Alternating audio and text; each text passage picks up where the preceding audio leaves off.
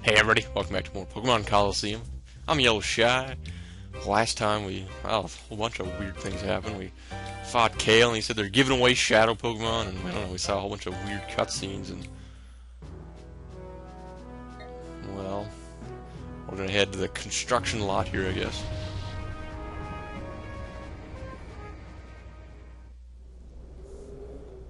And anyways, in here you can see the gears just right here. I don't know. So I don't know what. Well, I don't know. It's just, I hope my audio's not. Because like I said, I was saying last part, I can hear the audio through my earphones now or my headset, and it was kind of glitching out there for a while. It sounds a lot better now, but well, no, it doesn't. I hope it's not the actual audio that's doing that.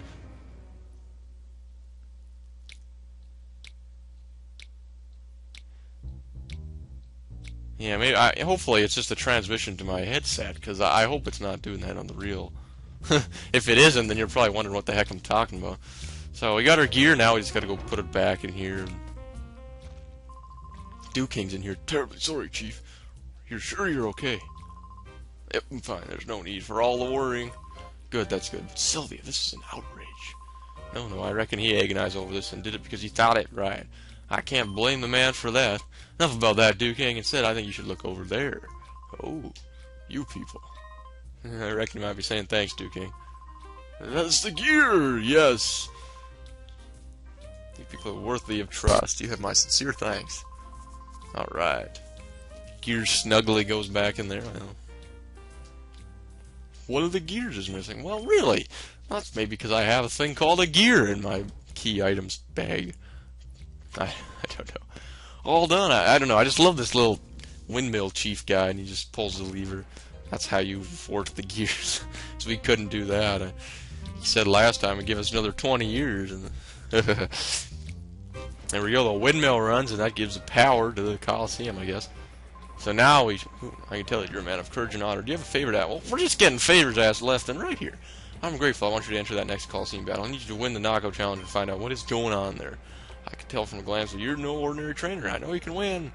Well, sure. We wanted to do that anyways ourselves. Because, well, I mean, we're pretty curious of what's actually going on with these shadow Pokemon creatures. I mean, we got this guy there. He kind of looks like the King, but you actually will run into trainers like that. I think they're called bodybuilders. I can't even see. I mean, I think that's kind of cool how this game, like, actually kind of made stuff in the back here, you know, like other Pokemon games never thought about putting up walls or anything like that. But, I mean, you can actually hide yourself behind walls. Anyways, let's enter the Pokemon Colosseum battle. Thank you for the patience, yes. Welcome to the Pyrite Colosseum. We'll enter. We will be entering the Pokemon party now. Alright.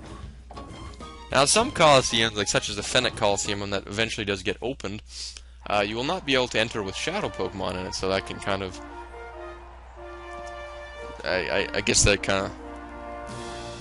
Well, I don't know what the words are trying to say. I mean, unless you've actually... But by that time, when it actually does unlock, you've been introduced to the purifying of the Pokemon. Anyways, I tell you, sort of how you can hear that crowd going off, and I tell you, it just sounds crazy. Like, it sounds really good through my headset. It almost sounds like it's in surround sound. I can hear it everywhere. I thought I was, like, in the Colosseum for a second. Well, no, I didn't actually think that, but whatever. So, Quake, Saturn, Espeon, we're giving Umbreon a little bit of a break here. And, well, we got Amnesia, alright. We'll just beat up on Barboach here. Yeah, not too much. At this point, the game's still really easy. You're still trying to get your feet wet into the story, more so than anything else. So. Wow, I can't believe that crowd noise that I can hear on through that. That's pretty impressive. It actually sounds like a crowd, like in my ear. I mean, you probably won't tell. I mean, I guess you could be watching this with headphones too that are like that. I don't know. Brand new microphones do wonders for you. So there's no Shadow Pokemon in this Colosseum. I guess it's still people who are trying to win at the Colosseum. I don't know. That shouldn't be too bad. I mean, we beat Kale, and he said he won, so Shouldn't be that bad, should it?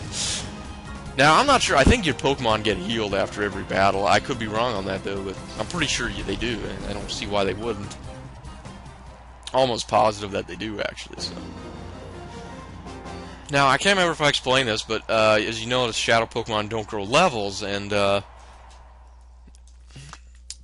what am I trying to say? Because the Shadow Gauge replaces the Experience Bar, now, eventually we'll get rid of their Shadow status, determine normal Pokemon. In the process that will be called Purification. We'll get into that when we get through Pyrite Town. When we get done with that, we'll sort of figure out kind of how to do that. So we got Tizzler here. I tell you, these names are just terrible. Terrible names. Terrible. Charles Barkley. Terrible. But so, actually, all the experience that the Shadow Pokemon have gained, whether it's Shadow status, though, when you go and you purify the Pokemon, they'll gain all that experience at one time. And it feels so rewarding, especially for lower level Pokemon, when they grow up like 6 or 7 levels. I don't know, it just feels so, like I said, rewarding. You've done all that or something, I don't know. Now, I should explain that, because Espeon has the move Return, and I mean, even though it doesn't have the best physical attack stat, it's still actually a decent move to have as far as Espeon goes, because at the start of the game, I think the friendship value of both your Espeon and Umbreon start quite high, which is quite nice that they do things like that. I mean, they kind of went out of their way to make details like that. And that's what I like about this game. It's really the first game that introduced, like, somewhat tough trainer battles. I mean, not at this point of the game, they're not too tough, but eventually throughout the game, they're going to introduce things like some strategies that trainers will actually use. Especially, like, more so the area bosses and stuff like that will use strategies and stuff like that, which is quite nice because, I mean, you really, I mean, I'm using this saying a lot here, but you never really, until you see some of the strategies that they've kind of come up with, you don't ever really think about a strategy. You just think about hitting your opponent with as many hits as you can, just like a single battle.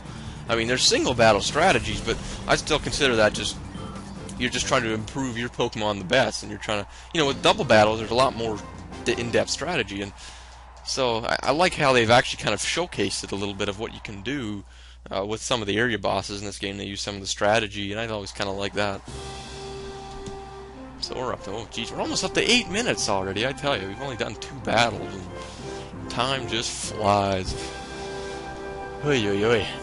So here's a third guy, and he's Vilch. I mean, like, seriously, I don't know what the heck happened to these, like, names. Like, it's like they tried to translate them or something, but they just kind of forgot. I don't know, like, how do you come up with names like this? Like, why can't they come up with normal names like they do in other Pokemon games? I honestly don't know, because it's not, like, Pokemon XD Gale of Darkness is even worse.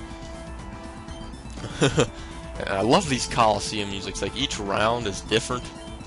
I like that. It's just, this is a nice, like, they all sound like, this sounds like a semi-final match, you know, if you were just to listen to this music and you were to say, is this, you know, is this preliminary round? Well, it's not preliminary round, it's still knockout, but is it like round 1 or 2 kind of thing? So is it like, there's 16 guys left, this is the quarterfinals or the semifinals, or the finals? I think you just kind of, if you didn't know, you just say this is the semifinals. You know, it's not too, I don't know, it's not too crazy, you know, like too, I hate to say the word epic, but, because I don't know, there's something about that word I just don't like, but, you know, it doesn't sound too dramatic, you know, that it's the finals or anything like that, but it's just nice and calm. And I love the fact that they kind of use the steel guitar in a lot of these songs, too.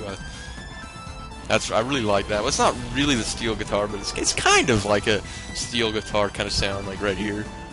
And no, not right here, never mind, I forgot how the song goes.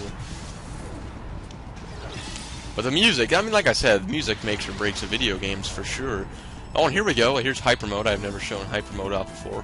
Now, Hyper Mode, like I said, will give you a very large critical hit status with the move Shadow Rush, which is very nice. I mean, I think it's 90%, or it might even be 100, I'm not sure. But it's quite nice to have that. I mean, your moves are hitting all the time, and stuff like that.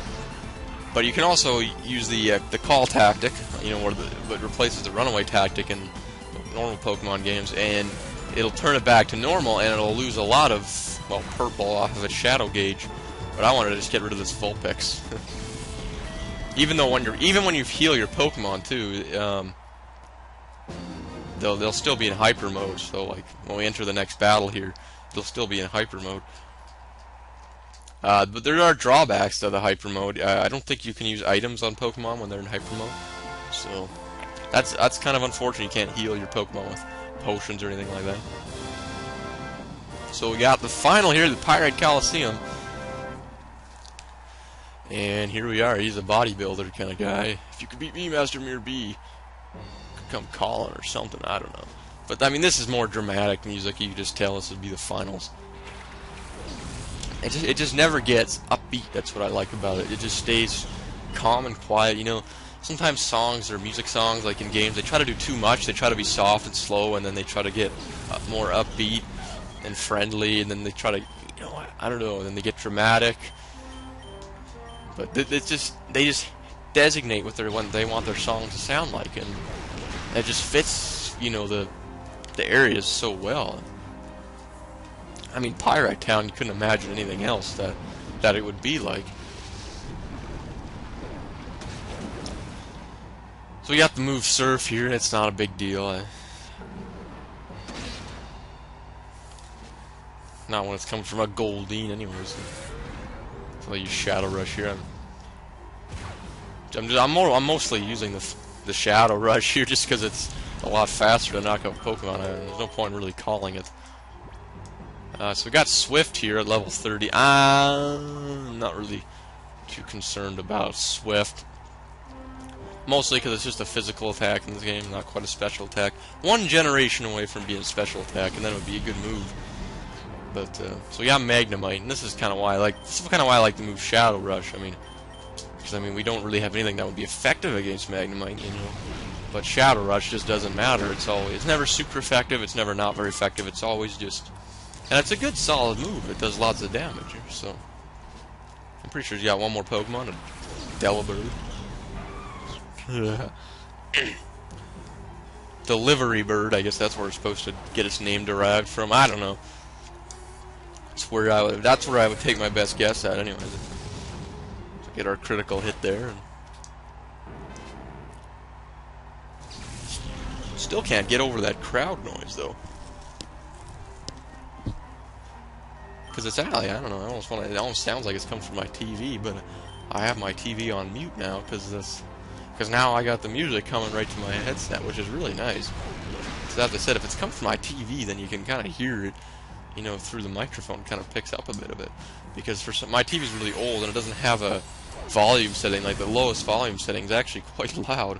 Yeah, you could hear it halfway across the house still, which is not good when you're trying to go to sleep and watch TV and everyone else is sleeping. Oh wells. There we go. We got a fourth guy down here, the last guy, and Bodybuilder Merez. Like, I don't know. Like, I just don't get the names. Like, it's like they tried to make names out of them and they just made them sound awful or something like that. I don't know. Congratulations, you're the champion. You battled fabulously. Please expect a cash prize of $4,800. That's quite nice. Victory prize, you get TM06. Yeah, you can. I'm not sure if they'll actually let you. Sort of our current challenge is already underway. So at this point in the game, once you get past Pyrite Town here, you can enter Colosseum channels. Wow, where did I say channels from? Challenges just willy-nilly. You know, just kind of however you want. Like, you don't have to. You know, at this point, this was just part of the storyline. That's why we weren't, you know, allowed to before. But after a certain point, all the Colosseum challenges will be open, and you can just, like I said, go willy-nilly on them. But anyways, I'm going to stop here, and next time we're going to get our prize. We're going to get a Shadow Pokemon prize, I guess, because we won the Colosseum channel. Why did I say channel again? Jeez. See you guys later.